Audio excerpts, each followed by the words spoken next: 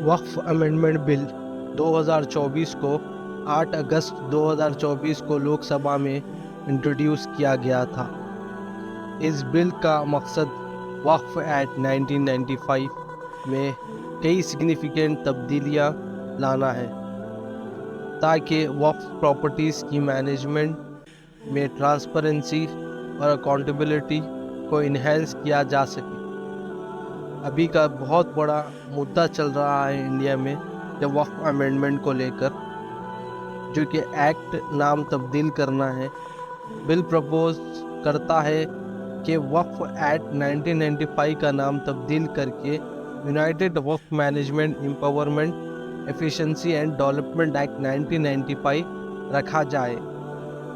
وقف بنانے کی شرائط بل میں یہ شرط رکھی گئی ہے کہ صرف وہ شخص جو کم از کم پچھلے 5 سالوں سے اسلام پریکٹس کر رہا ہے وقف ڈکلیئر کر سکتا ہے، اور اسے اس پراپرٹی کا مالک ہونا چاہیے جو ڈکلیئر کی جا رہی ہے۔ اورل ایگریمنٹ سے وقف ڈکلیئر کرنے کی پروویژن کو ہٹا دیا گیا ہے۔ حکومتی پراپرٹی: کوئی بھی حکومتی پراپرٹی اگر وقف کے طور پر آئیڈینٹیفائی ہوتی ہے تو وہ اب وقف نہیں رہے گی۔ اگر اونرشپ میں کوئی کنفیوژن ہو تو ڈسٹرکٹ کلکٹر فیصلہ کرے گا، اور اگر پراپرٹی گورنمنٹ کی ثابت ہو تو ریونیو ریکارڈز اپڈیٹ کیے جائیں گے۔ سروے اور ویریفیکیشن ایکٹ میں یہ تخت ڈسٹرکٹ کلکٹر کو دی گئی ہے کہ وہ وقف پراپرٹیز کو سروے کرے، جو پہلے سروے کمشنر اور ایڈیشنل کمشنر کرتے تھے۔ پینڈنگ سرویز کو اسٹیٹ ریونیو لاز کے مطابق کنڈکٹ کیا جائے گا۔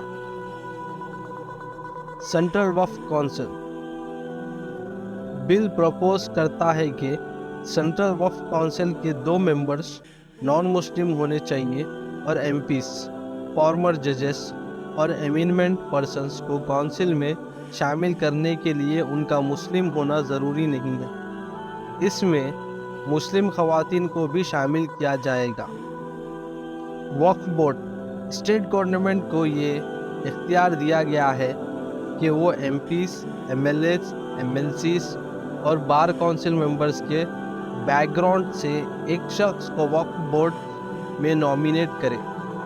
بورڈز میں 2 نان مسلم ممبر، شیعہ، سنی، بورا اور آغا خانی کمیونٹیز کا ریپرزنٹیشن، اور کم از کم 2 مسلم خواتین کو شامل کرنا لازمی ہوگا۔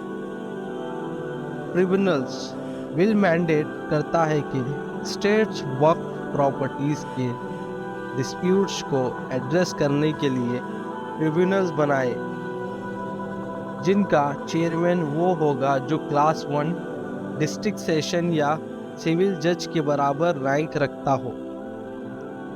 اس کا مقصد وقف بورڈز کے آربیٹریٹری پاورز کو کم کرنا ہے جو پراپرٹیز کو کلیم کرتی ہے۔ آڈٹ اینڈ اکاؤنٹیبلٹی: سینٹر کو یہ پاور دی گئی ہے کہ وہ کمپٹرولر اور آڈیٹر جنرل آف انڈیا کے اپوائنٹڈ آڈیٹر کے ذریعے کسی بھی وقف کا آڈٹ ڈائریکٹ کرے۔ اس کا مقصد گریٹر ٹرانسپیرنسی اور مس یوز کو پریونٹ کرنا ہے۔ مینڈیٹری ڈاکومنٹیشن: بل ویلڈ وقف نامہ یعنی ڈیڈ یا ڈاکومنٹ کو ڈکلیئر کرنے کو مینڈیٹری بناتا ہے، اور اورل ایگریمنٹس کو ہٹا دیا گیا ہے۔ اس کے وجوہات: یہ امینڈمنٹس لانگ اسٹینڈنگ ایشوز کو ایڈریس کرتی ہے جو وقف بورڈز کے آربیٹری پاورز سے ریلیٹڈ ہے۔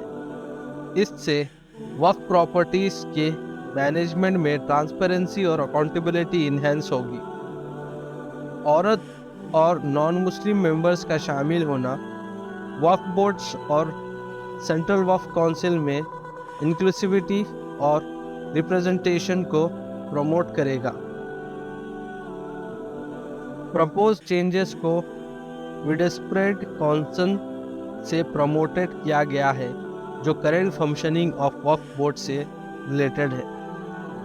مس یوز اور ڈسپیوٹس کو پریونٹ کرنے کے لیے یہ امینڈمنٹس امپورٹنٹ ہے اور پریکٹسز کو ادر اسلامک نیشنز کے مطابق الائن کرتی ہے۔ یہ ریفارمز گورننس اور ریگولیشن آف وقف پراپرٹیز کو سگنیفیکنٹلی آلٹر کریں گے، انشورنگ کہ مینجمنٹ زیادہ ٹرانسپیرنٹ رہے، اکاؤنٹیبل رہے اور انکلوسیو ہونے چاہیے۔